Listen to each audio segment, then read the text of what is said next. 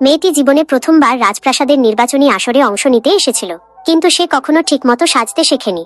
অন্য সব সুন্দরীরা আয়নার সামনে ঘন্টার পর ঘন্টা কাটিয়ে নিখুঁত রূপে হাজির হলেও সে ভুল করে এমনভাবে মেকআপ করলো যে মুখটা দাগওয়ালা আর অদ্ভুত দেখাতে লাগলো। পাশে থাকা সুন্দরীরা অবাক হয়ে হাসাহাসি শুরু করলো।